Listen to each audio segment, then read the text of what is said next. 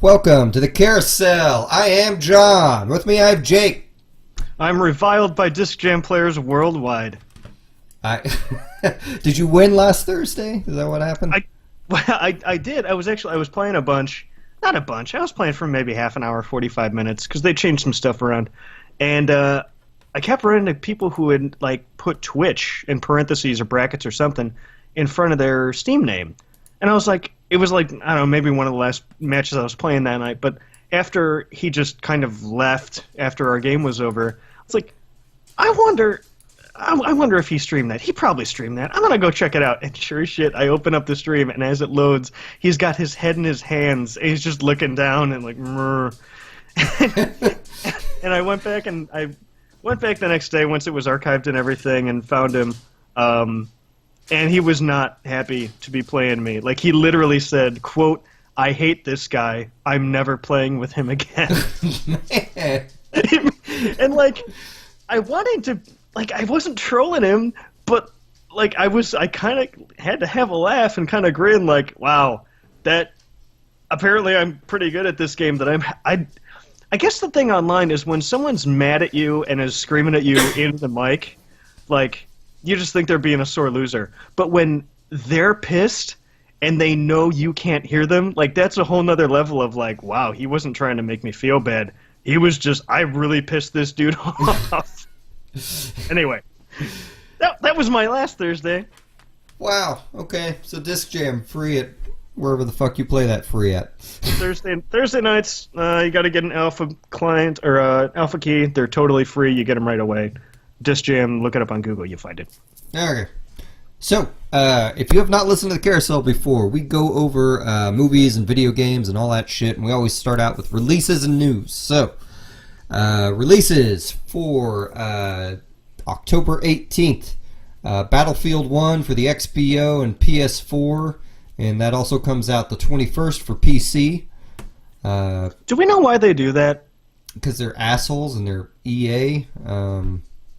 If they do that to me with Mass Effect 3 or Mass Effect Andromeda, I'm going to be pissed. Was it... I mean, you see that fairly regularly. Are they the only publisher that does that Tuesday, Friday shit? I feel like other people do that. I've seen... I guess what immediately comes to mind is Forza Horizon 3, if you pre-ordered it, you could start playing on Friday. And my understanding is all the versions were available on Friday. But the PC being delayed a week or a month, I feel that's exclusive to Warner Brothers and occasionally EA. Okay, that's why I didn't think it was only them, but okay. Well, and it also may be because... well, no, Battlefield's pretty big on PC, though, isn't it? Because that's where you get the higher spec machine. Yeah, people on PC like Battlefield. God, they better not. I'm going to be so pissed if I have to wait, I guess it is only 3 days. But I'm still going to be pissed if I have to endure 3 days of tweets from assholes playing Mass Effect Andromeda on console.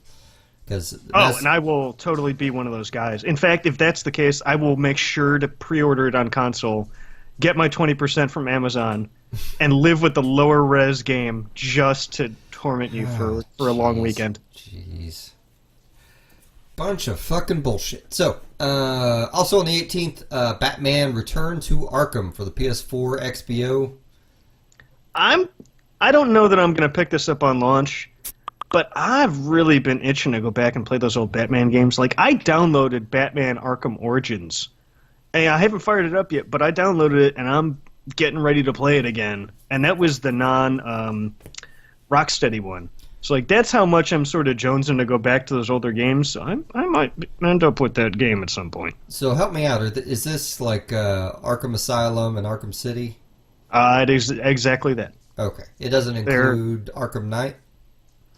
Oh, no, why would it? Because that's already out on PS4. Oh, okay. Okay, gotcha. So that's already current gen. So they just gussied them up, and it must be super easy to update these games because everyone and their mother is coming out with 2 and 3 remakes and whatever. I mean, they're doing it with Skyrim. I think 2 Thursdays from now, or maybe the 28th, the day after, or whatever. It is on our list for the 28th. Okay, so like I don't know. It's irritating to me, but I guess I'm not helping in this case because I'll probably end up picking this one up. I gotta say, this whole list looks like Jake's month to me. Like, the 21st, we have Civ 6. I assume you have that on. Yeah. I know I'm gonna be sorry because they're, the last 10 to 15 years have showed us, like, don't buy the vanilla version of any of these Civ games. They're not good until they get to expansions, and Beyond Earth never made it to 2 expansions, so that's why I guess it never got good. So, I don't know, it's just this one looks pretty, and they're doing a lot of new cool stuff with it, and the animation looks awesome. I love what they're doing with the Fog of War. Have you looked at any of these videos? Nah. Well, I'm not much of a Civ guy, honestly. Like, that's a game that I've played a few times. I have Civ 5. I am terrible at it. And it takes so long to complete just like one game of it. It's hard for me to justify playing it. Well, that's supposed to be one of the things they're fixing in this one. Mostly, I'm probably going to get it because I'm an idiot, and I already have way too much to play, but I'm probably going to get it because I'm dumb. The presentation just looks so cool. Like, the map specifically, it's all parchment. Like, if you can't see it, it's parchment. And it sort of disappears and fades out as your units explore areas. And if they then, if they go to another city and they see that this guy's got, these 4 buildings built, if you come back home and so you no longer have them in your field of view, there'll be drawings of those buildings, like, on the map. Whether they've changed or built new stuff or not, like, those buildings stay drawn on the map because that's what your explorers saw there and brought it home. Oh, it's just cool little touches like that I'm looking forward to. Well, and 2 days later, or either 2 or 3 days later, on the 24th and 25th, you'll also be picking up Dark Souls 3: Ashes of Ariandel. I may be. I'm not. May? I thought you were obsessed with those games. I was, and I actually didn't know this was coming out until I saw it getting ready for the cast, and I went and looked up the trailer, and I was like, oh, you did some PvP stuff and put 2 more bosses in a new area in. Okay. Like, I don't know that I'm wanting any more Dark Souls, which I guess is good because this is going to be the end of Dark Souls for a while after this next DLC coming after this one. But I don't know. I feel like I've spent my time there and I've loved it and I'm ready for a break.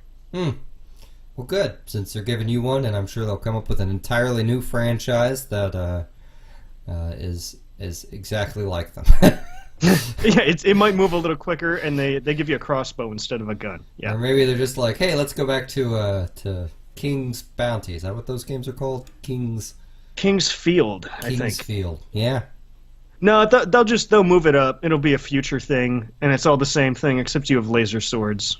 They'll just be like, well, look, we took 2 of our franchises that we wanted to combine. We wanted to combine King's Field with the mecha game that we do that I forgot the name of. I was really hoping I'd remember the name of that mecha game by the end of that sentence. Was that the one? Was that the one where you're sliding around on your ass, or is that a Capcom game?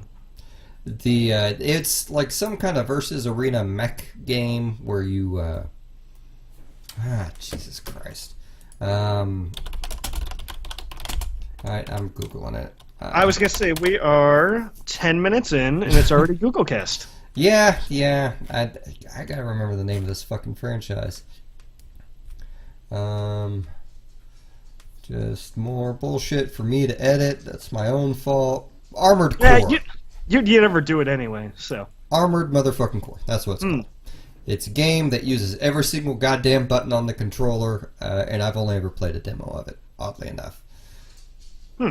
So King's Field, so it's going to be a king in a field versus one of those Armored Core robots. Real short game.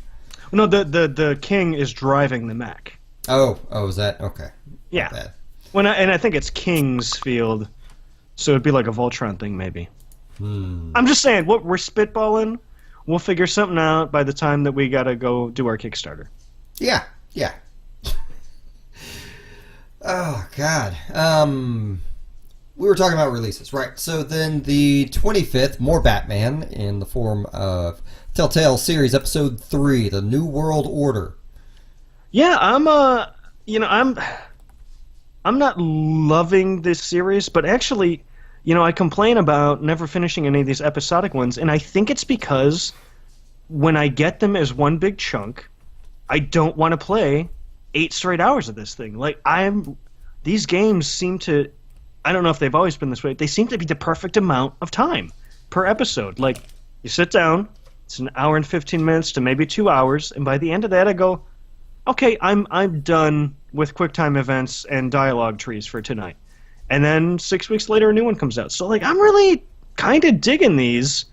And the thing I suspected they were going with, story-wise, on the first one, there is no more question about that. What I thought they were doing that was a cool take on Bruce's origins, that's where they're going, and it's pretty cool. Oh, so, give me more.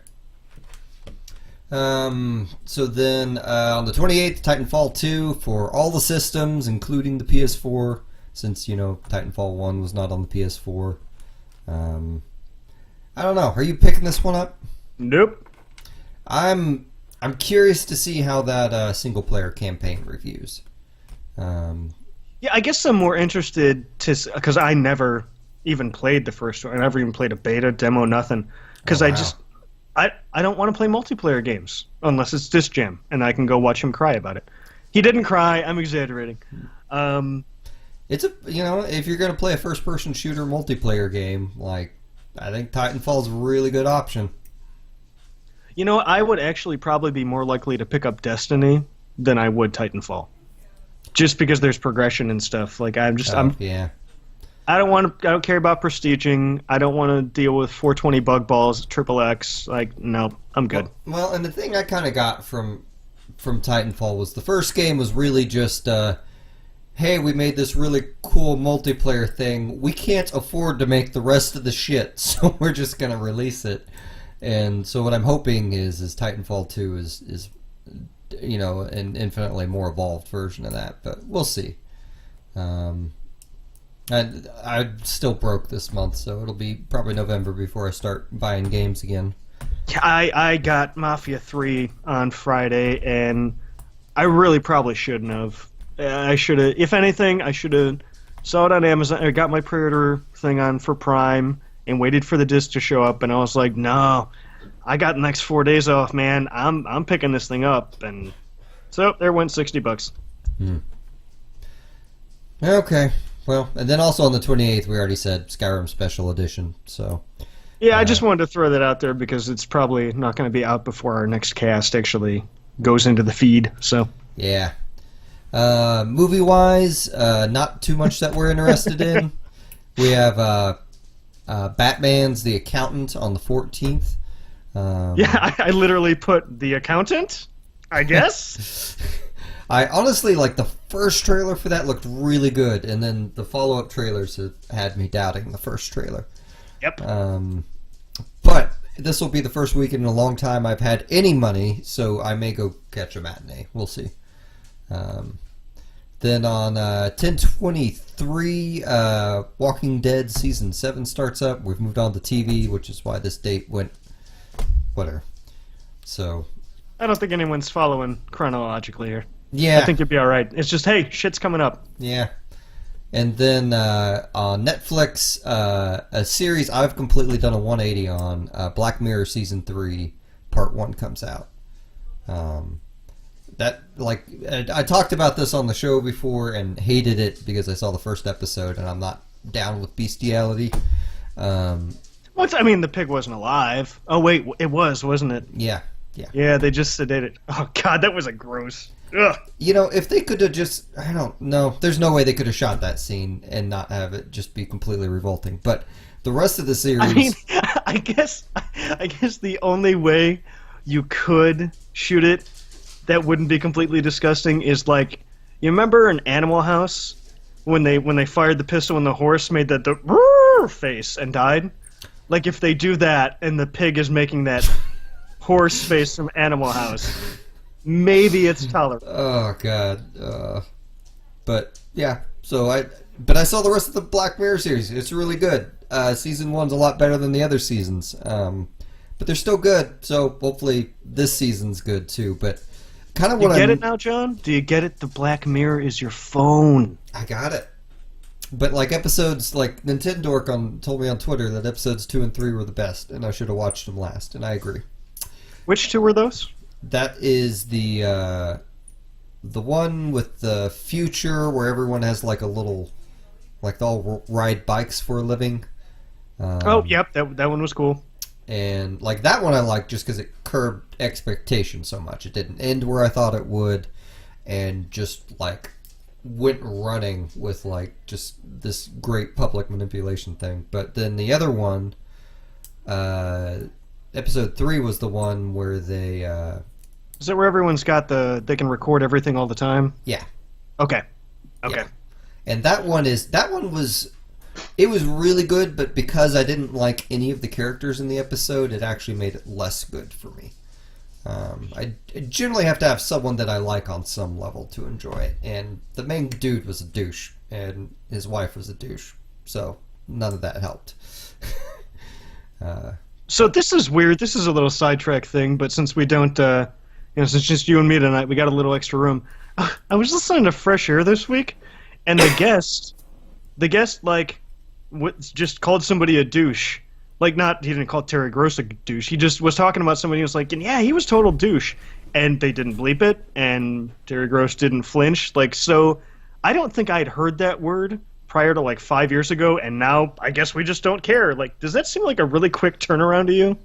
Yeah, I was, I'm pretty sure I said it on Picking Up the Pixels recently, and, like, after I said it, I briefly thought, does Boston have to bleep that out? But apparently not. No. Anyway, sorry. Say douche and ass in schools now. So, I don't think it's made to be used in that orifice. Well, whatever. Moving on. I mean, douche and ass. So, welcome back to Douche and Ass in the Morning. Aruga. No. That just makes me think of, I guess, every radio show ever, but in particular that Parks and Rec. One douchebag. God, I hate that guy. Where am I on this list? Oh, right. You're the best host. I am the best host. Best host there ever was. So, just getting my Steam going, so we can, get some shock going here. But yeah, the Steam is getting native DualShock 4 support, which is cool. That's a great controller, so hopefully the game people pick it up. Have you read any more on this, Jake? No, I just, I think I was a couple days old, maybe the news is. Not super old, maybe earlier this week. And I was I didn't look real hard, but I was just looking around for maybe if they talked about a vague release date or anything. And they kind of didn't. It's just sort of, it'll be on its way. How very Valve of them. So, and then... You know what, though? They don't have to do any of this shit. Like, if they wanted to, they could be like, fuck you, you buy our controller. It's on sale every week. Just go buy one. That's true. I already own one. And, for the games that are set up for it, it's great. But I really like the PS4 controller. Honestly, that may be one of my favorite controllers of all time. I'm still deciding, but... 360, still the best controller of all time, and I think this DualShock 4 is right behind it. I like the 360 controller, but I don't... I don't know. I always have a hard time with that, honestly. Like, there are aspects of it I really like, and there's aspects of it I really don't. And I really like the weird, giant, two-button mashy touchpad thing on the PS4 controller. But, like... I get being indifferent about some stuff on the 360 controller, but what's to hate? What's to hate? Yeah, what's to hate about it? I mean, the rubber on the thumb pads maybe degrades a little quickly, but Yeah, no, I went through the only 360 controller I had kind of die on me was the off-brand one I bought, and I still use a 360 controller for a PC game that I want to pad on. Just because it works on everything. Like I like it. I just like the form factor of the PS4 a little bit more. Okay, so you don't hate anything about it. You just yeah, I guess there's stuff where it's not best in class to you. Yeah, and like if I were to really nitpick, then I've always hated that Microsoft made a back button.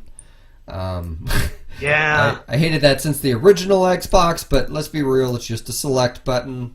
It is better than a hamburger. That's true. I had a weird kind of affinity for the hamburger, though. I don't know why. You're weird. Girl-centric in chat agrees with you. She liked the PS4 better. She deals with the 360 because everything already works with it. Like, honestly, I loved the N64 controller, like, back in the day after I got used to it. But at the same time, that thing is not arguably super functional. Yeah, go back and play with that and try using C buttons for camera control. And tell me how much you still like that. That's my three-legged dog I still love, We sometimes go jogging a little bit, but at the end of the day, it's still a three-legged dog. Can't go this fast. But anyway, where were we? We were Friday the 13th getting single-player release delayed to summer 2017. As all Kickstarter games are delayed except for the Shadowrun guys' games, naturally. Yeah, I mean it's cool. It's cool that it's getting a single player, because really, like I just said, this game is cool and it's got some cool ideas. I want to see how they balance it, but I'm not going to be playing anything that's multiplayer only. The pricing is a little weird, but also very kind of. I've been waiting to see somebody do this. It's I want to say multiplayer only. It's on their Kickstarter page. Just look up Friday the 13th Kickstarter game, and it's all on there. I want to say it was $30 for multiplayer only digital download. If you wanted single player and they have some DLC going, that's $40. But if you want the single, everything, and you want on disc, it's $60. Which to me seems like too much for this game. But on the other hand, I want to see people starting to give discounts for non-physical media. Yeah, I would like that too, but I've given up on it happening. Well, what I'm saying is, even if you're never going to see it from EA, people are actually giving this consideration, which I kind of like. Gotcha. Yeah, well, and I backed this, so... Wait, did you really? Yeah, I backed it at $25. Wow. Okay. Games like Friday the 13th, I didn't think it was. I still don't think it's a sure thing. I think this game still has every opportunity to fall on its fucking face. But I'm willing to take it. Well, especially a few months ago when it was happening and I wasn't feeling so strapped for cash. I'm willing to take a $25 or so gamble on something. But especially having Adam Sussler kind of pimp their game, I think helped a lot too. Did he? I didn't know that. Yeah, he did all the initial PR stuff for their videos and whatnot, and interviewed Tom Savini and some of the other people with it. Well, that's what's cool is the people they have involved in it. They're definitely coming at this from the right angle. They're doing it because they love the series, and they're trying to get people on board who helped make the series. I think that's what this game has going for it. I don't know that in the demos I've seen, granted they're very early, I don't know that that's a game I want to play. It is a game that I want to exist and I want people to enjoy, but I don't know that I want to play it. Yeah, well, and I don't think... I think their single player is going to be like Titanfall 1's single player. I think it's going to be crap. I think it's a bad idea. And who knows? Maybe I'm wrong. Maybe they got some great AI and they're going to put a really cool story sneak around feature with it, but... you have a asymmetrical multiplayer game that you're going to probably use the same exact gameplay for in a single-player environment. So unless you're Jason hunting people down in that single-player game, then I don't well, here's knowing nothing. This is complete speculation. If it was up to me, or if I was in that position, the way that would take the least creativity, the least amount of, creative thinking, and probably the least amount of actual coding and extra assets work would be to basically make the single player a tutorial, an extended tutorial with a kind of maybe story that runs you through some of the movies for both Jason and the kids, and maybe have it go back and forth. Like, that could be good. I just picture the gameplay of this working out like a Left 4 Dead, where you have to have other characters kind of save you when you fall down kind of thing. And... Well, I don't know. I doubt that because... I don't know. I mean... The characters are never together in any of the movies. Like when you get hit, you know? I guess, honestly, I really probably need to go watch some gameplay videos of this because I haven't watched videos of it since I backed it. Because oddly enough, the Kickstarter updates are semi-annoying for all the Kickstarters I've backed. Like, I kind of just want the news of, oh, you're going to ship it out to me now. Great. Yeah, like, they don't... I mean, you don't get saved in a Jason movie. Like, you just, like, if you get close enough for him to touch it, you're dead. Well, so I don't know you're going to have that. You're probably going to have more distractions, but I don't think you're saving your buddies. I mean, if it's going to be 7 against Jason or however many players it is, it's got to have some sort of teamwork mechanics in it. So I don't know if that involves, you know, Jason tying someone up and you trying to untie them in time, or pushing Jason out of the way in time, or if that means everyone setting up some elaborate trap or a combination of the both. But someone gets on their hands and knees behind him, and then you run up and push him real hard. That'd be great. Whoop whoop whoop as he falls down, and then yeah, and then the chicks with the bikinis and the weird headdresses run real fast back and forth across the screen in sped up time. You know, and that's the other thing that weirded me out about the Kickstarter videos. I remember them talking about all the staples of, like, a Friday the 13th movie, this and that. I'm like, I need to go back and watch them again, but I swear they made it sound like they were going to have fucking nudity in their game. Oh, I think they did. I was actually making a Benny Hill joke. But yeah, I think they're totally going to have nudity in that game. Gotcha. So, okay, well, let's keep moving. Bunch of news from New York Comic-Con. We're going to hit up all the Marvel stuff. Sigourney Weaver was announced as the villain for Marvel's Defenders. They did not announce who she was playing, but she wore a green shirt, so some people are inferring that she'll be Madam Hydra. Okay, I know nothing about Defenders. Why are we excited that she would be Madam Hydra, and who is Madam Hydra? I assume she has something to do with Hydra. Yeah. One, I doubt the Madam Hydra thing. Or maybe it was Viper. Either way, they're both like heads of Hydra. One of them is... Or maybe it's Madam Mask. No, they had Madam Mask and Agent. There are 3 women in Hydra, and I get them all fucking confused because they have the same goddamn personality in the very brief experiences I've had reading any of them. But well, aren't they kind of very much going out of their way to not directly tie the movies and the series together? Because movies take a real long time to make. Yeah, I don't think it's going to be Hydra. I think they've done Hydra to death, and they know it. I don't have any theories as to who this will be, because like the problem with predicting something about the Defenders is the team they are making the Defenders is not the Defenders, it's Heroes for Hire.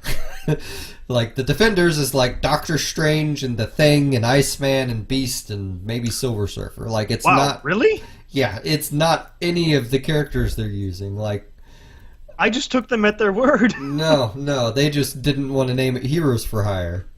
I mean, I don't know. On some level, the Defenders is such a generic name. Heroes for Hire is such a goofy name. Yeah. I don't know which one's worse, but I feel like Heroes for Hire is catchier. And I don't know if I'm saying that now because you've told me that was their real name. I don't know. And on top of it, like, they had a Marvel series. It was more of a Marvel brand for a while that they called Marvel Knights that featured all the Netflix characters stuff, you know, before they were Netflix characters. So... to me, that's another even better name that they could have called this thing. It was NIGHTS, right? Right. Okay, I remember seeing those. Yeah. Yeah, and I don't know. I still don't understand why they're calling it Defenders, but I like Sigourney Weaver, and I like the idea of her being in a series where she can develop like a Kingpin style character. Yeah, we'll get to Luke Cage. I think that was one of the things Luke Cage was lacking that I bet she could really do a good job with. Yeah, so we'll see. But we got our first Iron Fist trailer. Did you watch it? Yeah. Or I'm sorry, our second one actually. But yeah, the first one was kind of nothing though. Yeah. It's going to be another Luke Cage comparison. I think the fighting in that trailer is what I wanted out of Luke Cage. It looks like a cross between Daredevil and Luke Cage. Yeah. Where he's acrobatic but still just like punching the fuck out of dudes. Well, like there's no fuck left in them. It's all punched out. And Marvel's been pitching this as like a martial arts epic, so that's exciting. Like seeing Colleen Wing in the trailer, even though they made, I mean, granted, they probably made the right call. Like Colleen Wing is I'm pretty sure a white chick in the comics, but they probably made the right call making her Asian. But Colleen Wing and Misty Knight are two characters I like a lot that I don't know a massive amount about, but I love every time they show up. That was the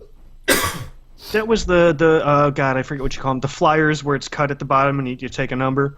For the martial arts training at the end of Luke Cage, didn't Misty Knight grab one of those? Yeah. Okay, so and that's what I think they do so well, is they're doing tie-ins between stuff, but they're not being flat out. Like it's getting a little goofy at this point that they won't call him the Hulk, but where they talk about the guy with the hammer or the big green dude. But they did say Captain America during Luke Cage. Like, I like how that's sort of developing that, like, it's getting out that people are actually calling this dude Captain America, and it's just permeating the whole universe. I dig it. Yeah, they had a little bit too many Thor and Hulk references in Luke Cage for my taste, but it feels like it lives in its own little universe. The only thing I'm afraid of is that everyone will have had sex with everyone by the time they all team up. Hey, that's fine with me. But it'll just be a big Defenders orgy with, Defenders orgy plus Misty Knight and Claire Temple and Colleen Wing. But we're like Defunders, am I right? No, you're not.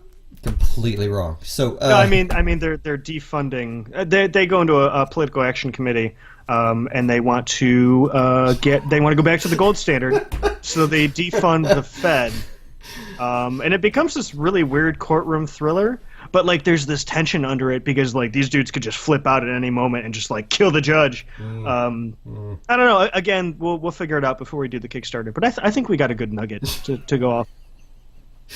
Yeah. So, I really like the Iron Fist trailer. I'm excited for it.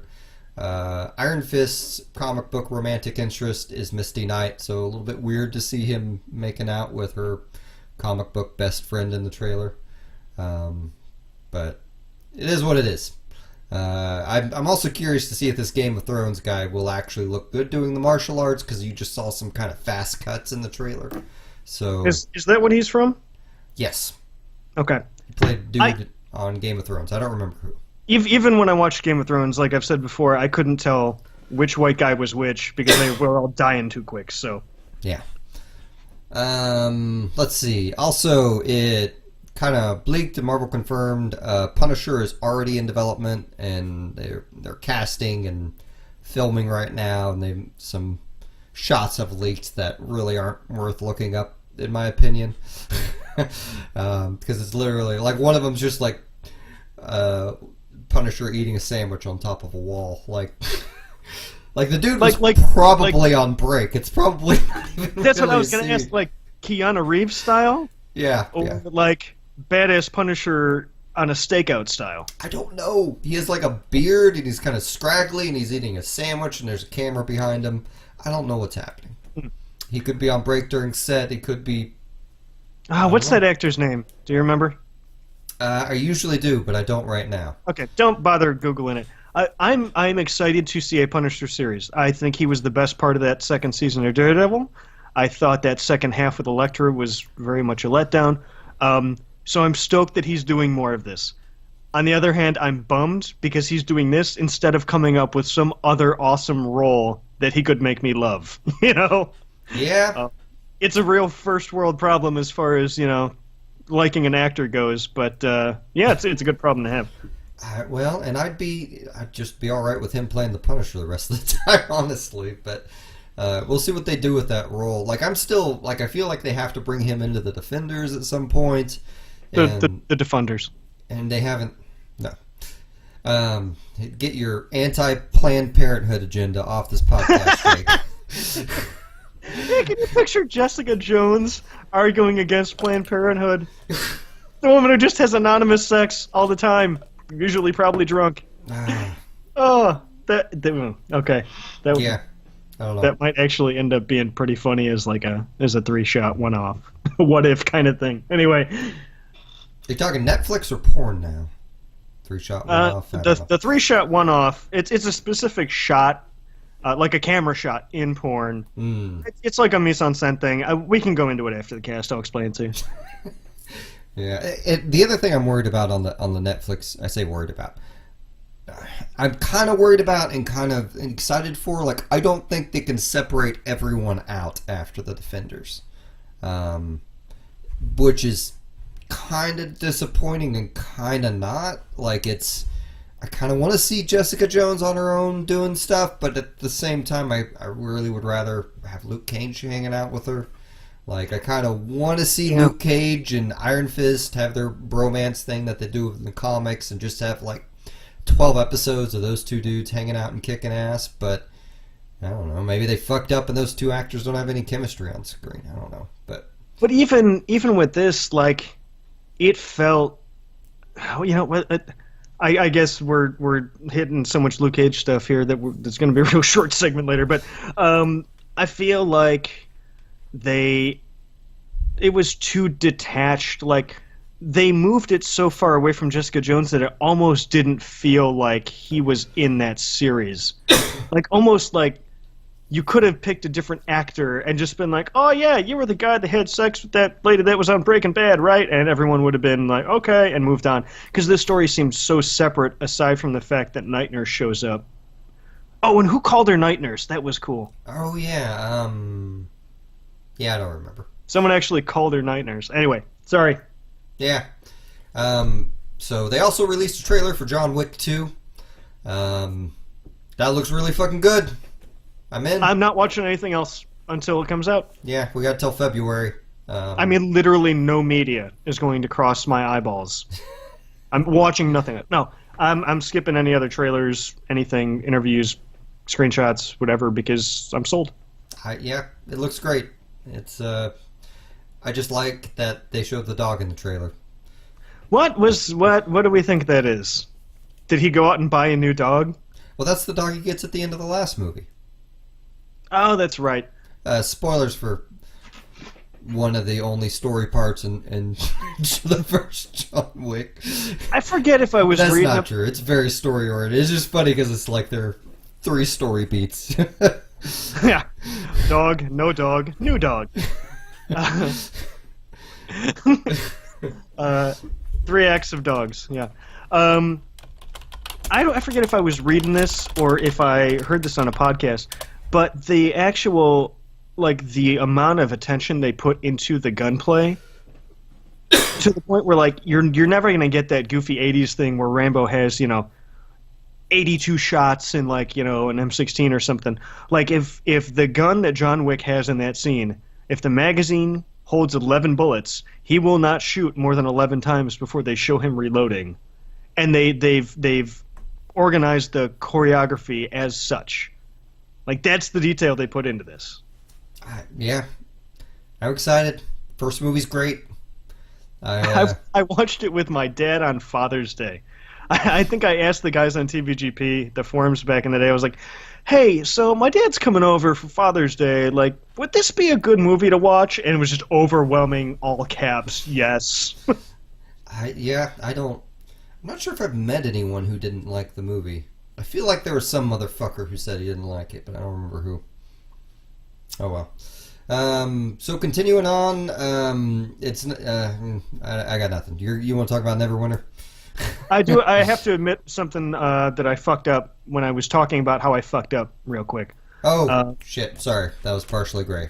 Go for it. Yeah, when I said I was full of shit, I said Metal Gear Survive takes place after Phantom Pains, which is not true. That's the exact thing I was trying to correct. It takes place after Ground Zeroes, which is before Phantom Pains. So I was talking about how I was full of shit, and then re-fucked up the thing I was trying to correct. So I'm sure I fucked up something right now that I will catch later, and we can do a trifecta on this next episode. But yeah, and I'm sure sometime middle of winter I'll still be correcting this fucking thing. Yes, I played Neverwinter. It is the, believe it or not, free-to-play game on, well, it's on PC, but it's also on the 360, the Xbox One, and I don't think the PS4. So is this the same franchise as Neverwinter Nights? No. Okay. This is the same folks who made Cryptic Studios. Those are the guys who made Marvel Heroes and Cydia Heroes. Oh, yeah. So this one's a lot more Cydia Heroes, where it's sort of third-person, traditional, behind-the-back, shoulder cam MMO thing.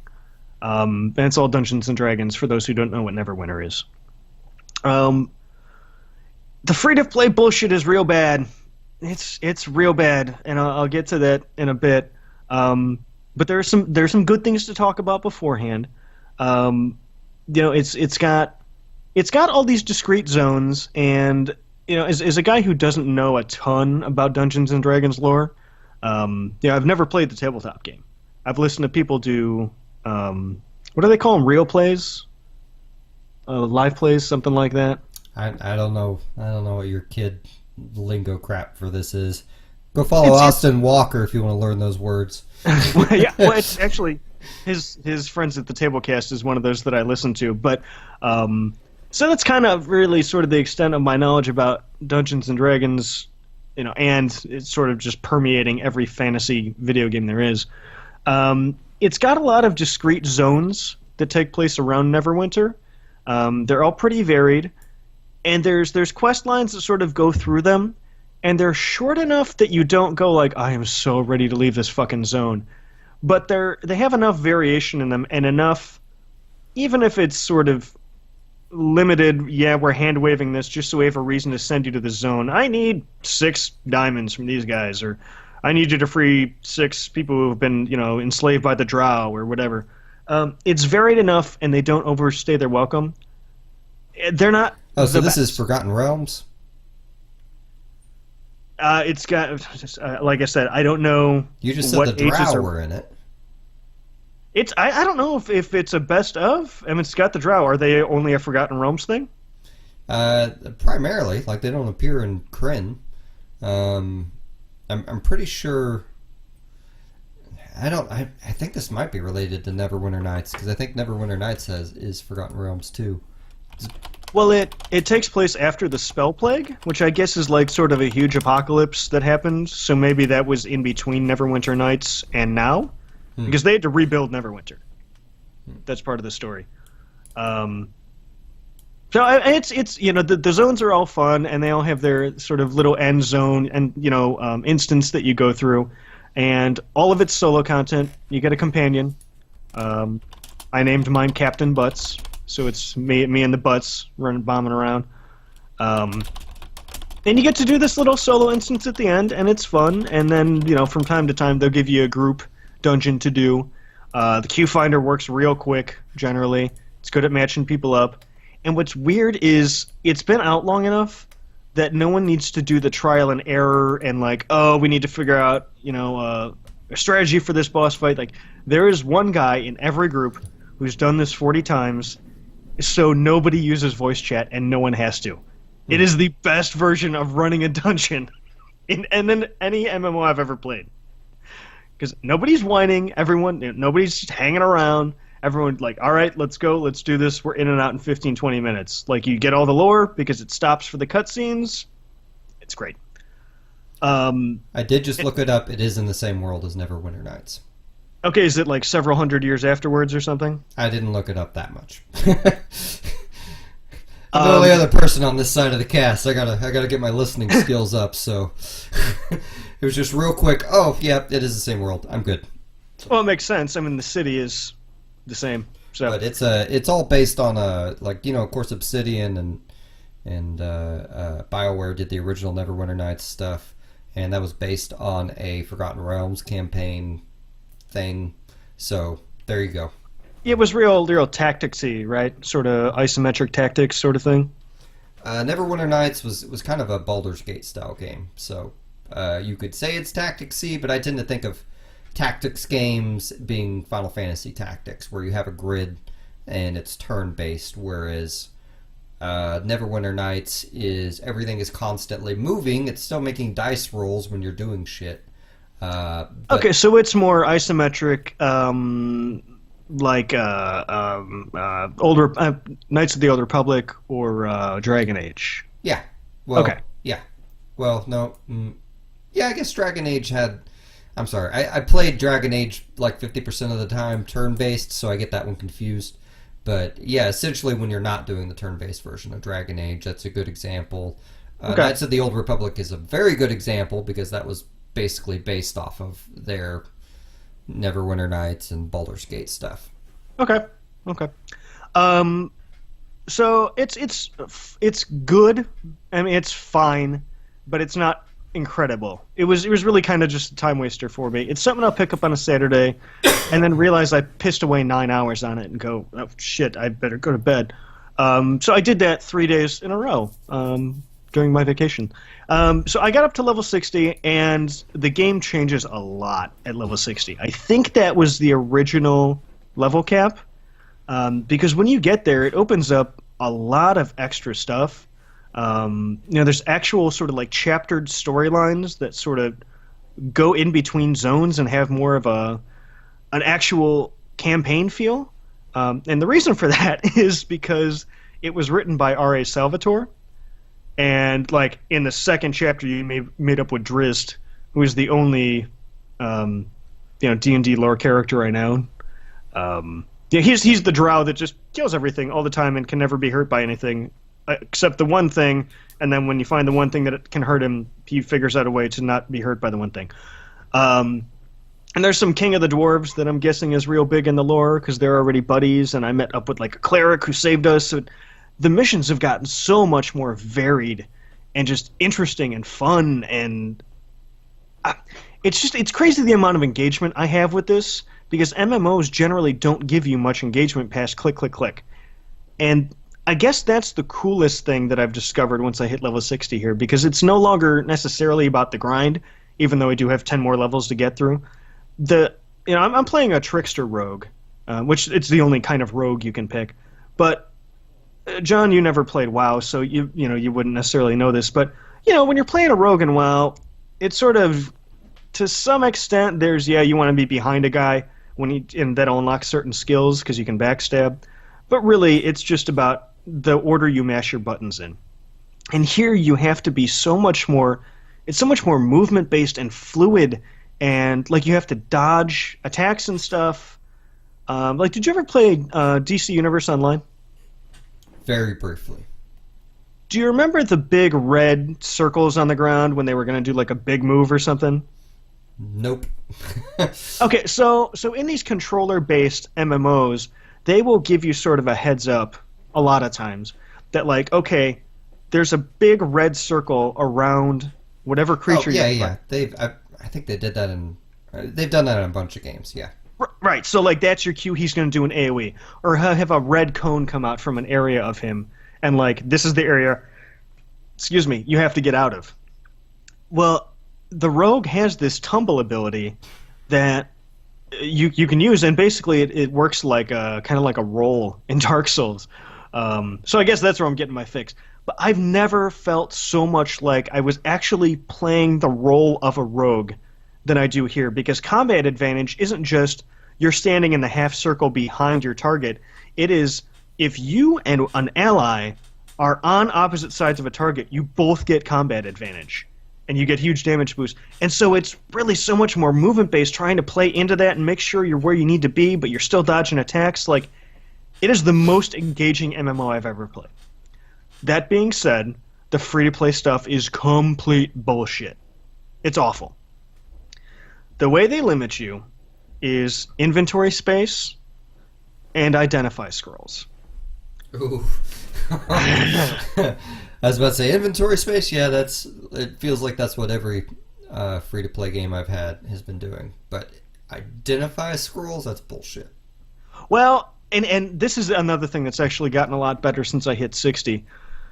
My sort of level 20 to level 59 experience was, you only have 2 bags. I did end up, I think, getting an extra 2 from a quest chains or something. But you can fill these bags up real quick because almost every other mob will drop something green or blue that's unidentified. Everything they drop is unidentified, whether you can use it or not. And you have to use an identify scroll to identify it. And if you don't find enough drops, and they drop pretty regularly, but you definitely get some dry spells. If you run out of identify scrolls, you can either sell this thing for 2 copper when it would get, 89 copper if you knew what it was, or you can go back to town and use the in-game currency, which are called astral shards, which you can buy for real money, and spend your astral shards to buy identify scrolls. Which doesn't sound terrible because they're relatively cheap, but they're only sold in town and Neverwinter. And if you want to have a town portal to get back to Neverwinter, those cost 4,000 astral shards. I am level 60 and have 105 that I've been saving up for a long time. So I can either get 25... I've been playing... Between the number of sessions I played this weekend and previous experiences, I played this game for maybe... it's got to be 60, 70 hours. And yeah, I've spent some of these, but I've got 100,000 shards, and a town portal costs 1/25 of that. So it's a lot of running back and forth, and thankfully I found this artifact that'll let me summon a shopkeeper, so at least I can dump my junk into him. So at least I can do that while I'm out in the field. But so if that you kind of shop, yeah. Well, he's a halfling, so he's like right there. Actually, I'm a halfling too. But we figure it out. We make it work. So there's that, and then the way you sort of level up your gear, as far as like enchanting it, is these stones drop, these refinement stones, and there's each level of each rank of this stone takes up a separate inventory slot, and yeah, you can stack them, but there's 6 ranks for each type, and I want to say there's 6 types of these stones. So unless you want to refine these things with stuff that is on timers, that stuff set up to where you can't upgrade them unless you have these materials that are tough to get, or they're on timers, they're gated or whatever, like your inventory is almost always full. And that really sucks. And then the last thing, and I'll move on because I've already done way more than this than I thought I would. They have lock boxes, which are items that drop that are just lock boxes. They're mysteries. They're all labeled purple, as far as their epic quality, and they have a chance of having the stuff that you would pay real money for in them. So you want to take a stab at how you unlock these lock boxes? With real money, I assume. Oh, no, that would be gauche. You pay real money to buy keys to unlock the lockbox. Oh, okay. Which would be fine if you could ignore it, but every time somebody, and I don't know if it's in the zone or in the server, I want to say it's the server, every time someone unlocks one and gets something, everybody in either the zone or the server gets a giant fuck me bright orange alert that covers up whatever fight you're on, saying, "Dude bro with a weird German name just got this out of his lockbox." And if it's a Saturday afternoon, you're getting one of these every 15 seconds. So these guys must be fucking rich off this game because they're selling a lot of these keys. Man, that just sounds like it's already embarrassing enough when you spend money in a free-to-play game, right? Like, having the game out you for it like that just sounds like even worse. Like your character's walking around, instead of the exclamation point above their head, it's just like a big frowny face and money flying away behind your character. Yeah, like I picture my first time experience with that just being like, oh god, I'm really gonna spend money on another one of these. Okay, fine, just show me what's in the fucking... Oh great, now you just told everyone. You just told everyone I'm a fucking tool. Great. And I didn't even get anything good. So that's sort of my whole takeaway with that. I'm really having fun with it, and I might go pick it up tonight. I haven't had time to play it since I had to go back to work, but I've been itching to. I might go back to it tonight. But I'm having a ton of fun with it, but it's a very tough sell. It's very hard for me to recommend. Gotcha. That sounds like a free-to-play game to me. Like, the thief mechanics sounded really cool. You had me actually considering for a minute, but I don't, like, I need to, first I need to start out by deleting all the games on my phone, and never playing any of them again. And then I need to continue on and delete Warframe from my hard drive and Marvel Heroes. And then, maybe I won't hate myself if I start another free-to-play game. I mean, it controls really well with the controller once you get used to some of the quote-unquote hotkeys. Yeah, I mean, it's got a lot of real good hooks in it. And here's the fucking kicker. I still have like 17 days left on my WoW subscription. And I just not touching. I've been playing this fucking free-to-play thing. Like, it's got some shit to it, but it's really hard to recommend. Like, you really got to put your time in. But speaking of doing time, let's go to the thing that we've been talking about all night. Yeah, let's get off this lukewarm concept and get in the cage. So, Luke Cage. This is a really fucking good show, I think. And I just knocked something over. That's great.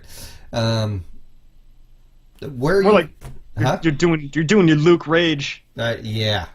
I've seen kind of mixed reaction from it on the internet. Some people like it a lot. Some people don't. Jake, I kind of got the impression from us talking earlier that you might not have cared for it as much. It's not that I disliked it. You know, it definitely had some very cool facets to me. I think they made a mistake with this whole Diamondback thing, and I get that. I'm a guy who doesn't know anything about Luke Cage except. Go ahead. But just a point of order, I don't think very many people in the world know much about Luke Cage. Like, he's a character that's been around for the 70s that most people kind of got to know in the last 10, 15 years when Bendis decided to make it his mission to make Luke Cage prominent. And so, like, none of his origin, like, I kind of knew his origin stuff, but, like, all the characters in it, I have no fucking clue. Like, but I'm in agreement with what you just said, and that I don't think Diamondback was that great, but at the same time, I also think he was a more effective villain than Cottonmouth. While Cottonmouth I liked better as a character, I have a way that I think would have fixed it. I'm trying to dance around what I'm saying too, but yeah, Cottonmouth was just really ineffective as a villain, in my opinion, even though he was a great character.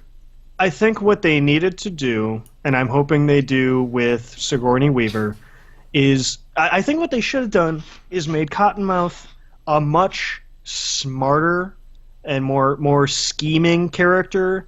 You know, as someone who could see 7 steps down the line and plan for it and had a master plan.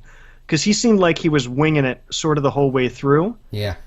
And if you do that, and you get rid of the Diamondback thing and the reason and the relationship that he has with Luke Cage, which I think was a callback to the comics.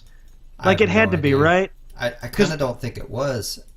It had to be. That was too hokey to not be. That had to be fan service, right? No, I don't think it was.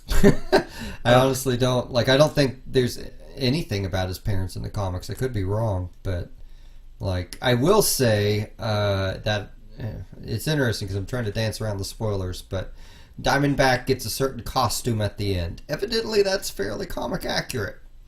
It might be comic accurate, but who the fuck knows how he got it in this series? Every single piece of equipment that motherfucker gets, there's no explanation on how he got it. In fact, the one, and I'm sorry, this is going to be hard to edit because I'm clipping out the audio, that fucking suit, he literally opened a box and Pulp Fictioned it out of that suit. He fucking opened the box, and it was the gold from the briefcase, and he was like, I'm bringing the pain, motherfuckers, or I'm Captain Wrath, or whatever. And then he's just in this suit. And it's like, he said who made it. He didn't say how he got it or why. Yeah. And the same thing with his other gadget that he used to somehow great effect. Then again, I'm trying to dance around spoilers too, but you know the one I'm talking about. I'm not convinced that gadget, like, yeah. Okay, that's a different conversation that I can't get into without spoiling it. So that whole thing with his declaration as he used that item, like, that, even in a comic, that does not sell what you're trying to do. But anyway, I think if that whole thing is gone, and you just focus on the 2 principal villains and sort of make I call Cottonmouth Remy because he's just Remy from House of Cards to me. You make him smarter, and then you do what I think a lot of these Netflix series could stand to have done, and you shorten them by 3 to 5 episodes, depending on what warrants it. Like, you look at Stranger Things. I was just reading something on them today. For Stranger Things, I think they had 9 episodes here. I think they had 7, but yeah. Okay, well, the next season they're planning to do for like 7 to 9, whatever makes sense. And I feel like Marvel and Netflix have kind of gotten bogged down, not bogged down, but sort of married to this idea of having 13-episode seasons. And I feel like not everyone needs them. I don't think any of these series has really needed as many episodes as they got. Like, kind of where I'm at with Luke Cage is it does a lot of stupid things, but the amount of things it does right, I really, really, really, really like. Like, I think probably the casting. Well, yeah, the casting's great. Music, the acting's in it great. The music is by that guy from A Tribe Called Quest. Like, they have well, I mean, Marvel already gave it away. They've been advertising the shit out of the Method Man song that happened. Yeah. Okay. Like, the second day it was out, they released a fucking little video for it. And it's like, really, guys? Like, there's a... Well, it bummed me out because during that scene, or maybe a little bit before that, I was thinking about how cool it would be. Like, you know what would be a cool Halloween costume if I was a big ripped black dude? Like, I would totally put a bunch of holes in a hoodie and wear that out. Like, I would maybe even buy one of those just to wear it around because, like, yeah, it's silly seeing a tiny white guy like me walking around in this Luke Cage gear, but it's really cool. And then they did it right there, and I was like, oh. I thought it was a cool thing that they did in the show, honestly. It was. It took my idea. I liked the community aspect of it for the... Like, they probably could have executed kind of the beginning of the story in terms of where it came from Jessica Jones a little bit better. Because for me, what was jarring at the beginning was you had a character who owned his own bar. And is well, to now... be fair, that bar kind of disappeared. Yeah, but it was... That's what I had to remind myself was, okay, this is a dude... He was... Wait, I got it. He was disbarred. Because his bar... Ah, jeez. Oh, jeez. That was pretty good. So, like, I completely lost my train of thought now. Yeah, you had like, I had to remind myself that you had a character who was under Purple Man's control for who knows how long, like at least a couple days, right? Who had just slept with the chick who he found out, like, I'm going through all the Jessica Jones spoilers, so just FYI. I think I just went and watched that whole thing again. I think, like, almost from the time they met, he was under the Purple Man's control. Really? Like, I think, like, maybe that first night, no, but, like, maybe everything after that. Because they do weird sort of flashbacks and stuff. And whether he's lying or not, Purple Man made it sound like he sort of orchestrated the whole thing. Which, God, and that's the thing. Purple Man was so good with that shit in Jessica Jones. Kingpin was great with that shit in Daredevil. And here you just didn't have that character that felt super smart, you know? I think I always want to call her Black Mariah because that's her. I think her comic counterpart's kind of alias that she goes by. But I think they really should have. We probably better not get into those extreme spoilers. But like I like what they did with her character, and I think she really had the potential to be a Kingpin level character, but they didn't follow through with it at the end. But maybe that means we'll get to see that in the future.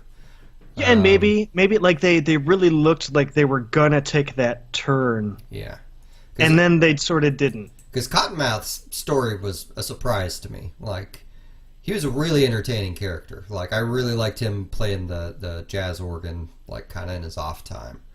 But like he was so ineffectual in terms of dealing with Luke Cage or really anything else that it just was difficult to watch him go and root for. Like, well, and that was the thing I guess I had the most beef with was it felt so uncreative. The way that they had Diamondback try and address Luke Cage's particular strengths and get around them, I feel like it took no creativity at all. Yeah. It's just like, well, here's the thing. It's basically kryptonite. instead of doing that, I feel like they could have taken, and they even alluded to it in one of the scenes. Mariah actually said it like two or three things. She was like, "Well, does he have to do this? Because if he does, maybe just I don't know, drown him." Well, and that's when I thought they were really gonna switch to her, like at some point, like just because fucking great ideas, just now make her competent crime boss, but and not goofy, like they actually like. Diamondback was pretty goofy. It was so goofy. But it's the things like I still liked the journey of it all. I still liked like the overall, like even if they missed the mark on that character. Everything. To me, it was a really good sort of mid piece. Like it needed to be in this overall universe, and we needed to get through it. But if we only had those first 5 or 6 episodes, I think maybe I would have been okay with that because they were real good. There's still stuff to love in the later episodes. Claire doesn't show up till mid-season, for instance, which yeah, I am a little bit worried about how many of the defenders she's going to sleep with by the time all this Netflix stuff is over. But that's beside the point. But even the stuff with her, kind of drags a little bit. I didn't. Well, when the first episode she's in, yes. After that, I don't think. I liked a lot of the Doctor stuff. I liked them kind of expanding on just how smart a motherfucker she is. That piece was real good. I enjoyed them running into the kind of exploring Cage's origins and kind of seeing what he was like beforehand. I enjoyed like all the weird political bullshit that Misty had to put up with, and I really like that chick as Misty Knight. She was great. So minor but necessary spoiler if you haven't watched Luke Cage: Misty Knight does not lose her arm, and it's bullshit. What? No, why would you say that? Because part of the tension in that one episode is they talk about how Claire says like, I don't know, you might lose this. I know, as if they're mocking, as if they are mocking the fucking badass robot arm she has in the comics. That's what I'm saying. You should cut this out? Why would you ruin that for people? Because there's no tension there. You're just getting your hopes up for them to like create a comic accurate character that they don't.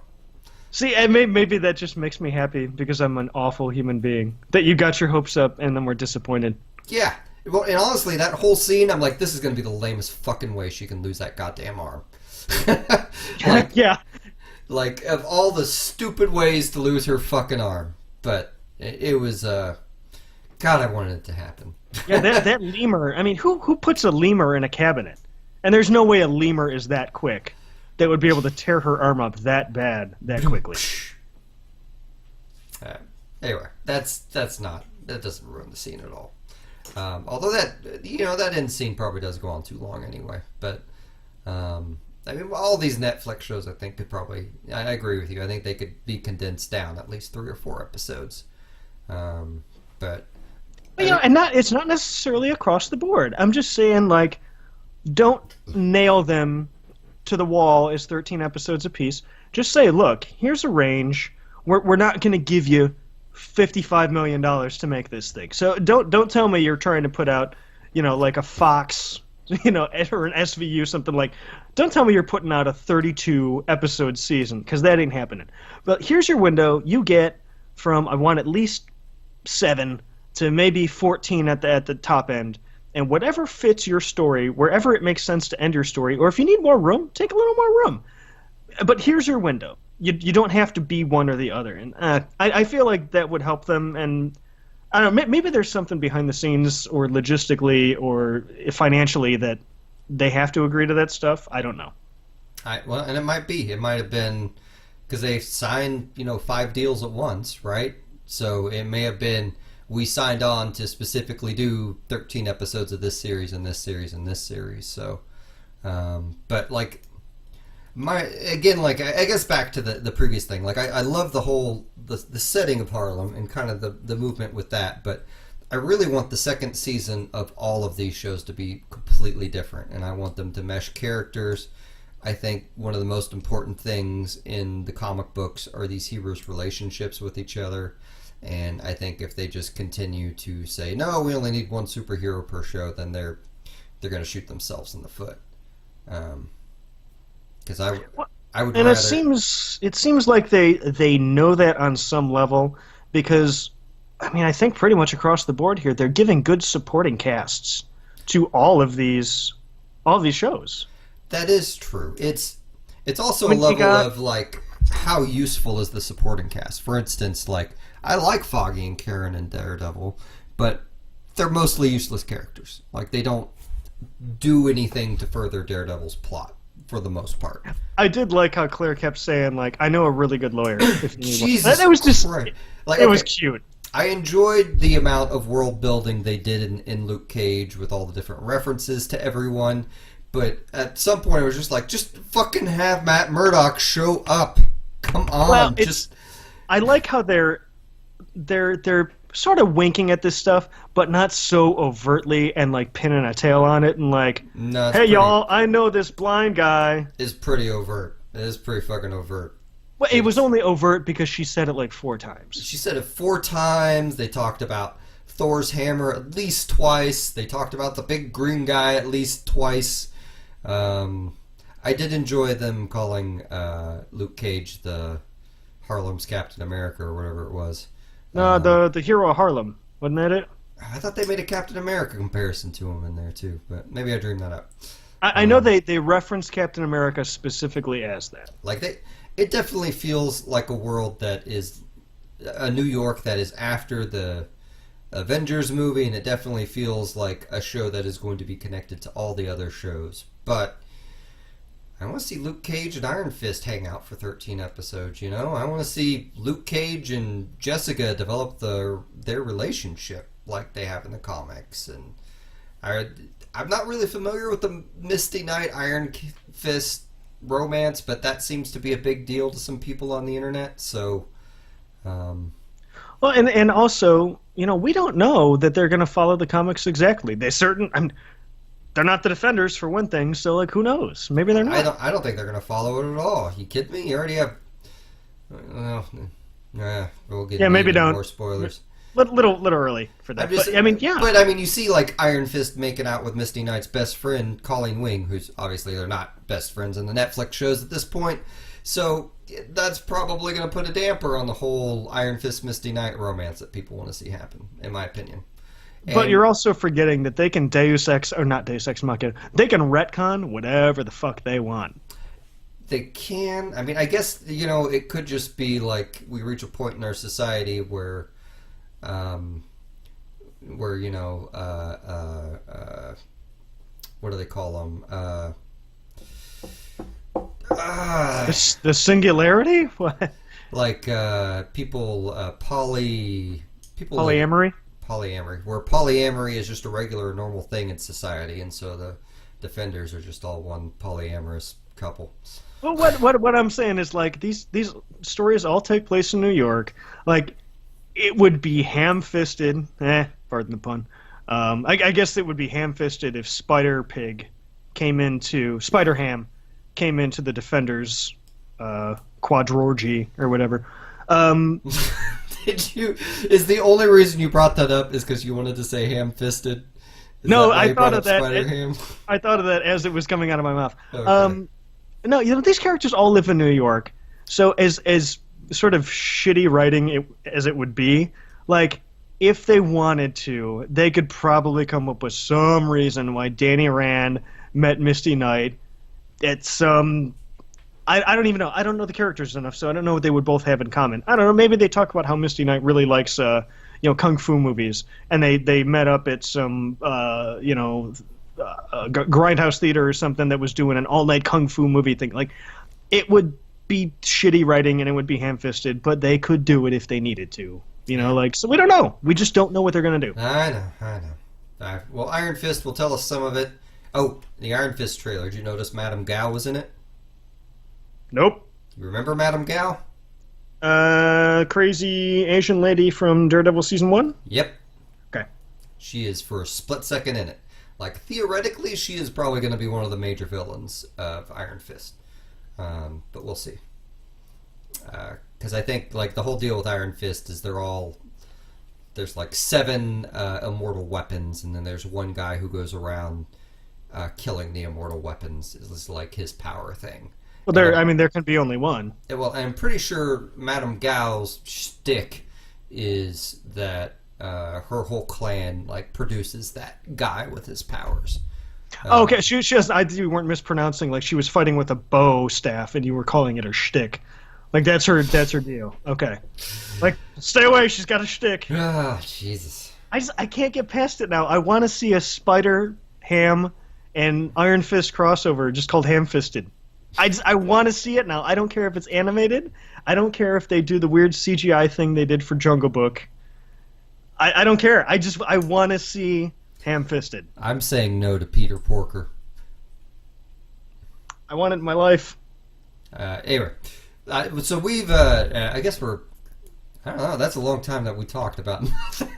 Yeah, I'm good. I'm good calling it a night here. So, okay, cool. Well, thanks everyone for joining us live. We stream every other Thursday at 8 p.m. Central on Twitch at Carousel Podcast. Visit the website, thecarouselpodcast.com. Buy my music at MusiM, musim.bandcamp.com, also on iTunes and Amazon. Rate and review us on iTunes and all those places so we can get more people listening. And Jake, where can we find you? I'm TheOtherJZee on Twitter. That's JZEE. And that's kind of everywhere I am online for right now. If I do something else, you'll know about it there. And I will try to keep the political ravings to a minimum going forward.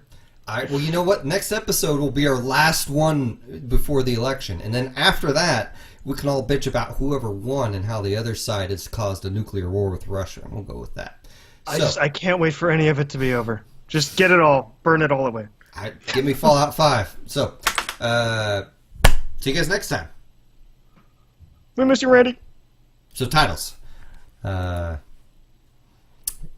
So, we have the Defunders, Dog, No Dog, New Dog. That's pretty good. I kind of like that one. He was disbarred. And then I tweaked it a little. I think I like mine. The Disbarment of Luke Cage. Yeah. And then Ham-Fisted. I think it's got to be Dog, No Dog, New Dog. Yeah, I like that one. It's very Russian, too, which I feel like adds to the wickness of it. And that was literally the whole plot of that movie. Yeah. Okay, cool. All right. Well, thanks for joining us live, everyone. So we'll see you in a couple weeks. Bye, Girl Centric. Thanks for putting up with me.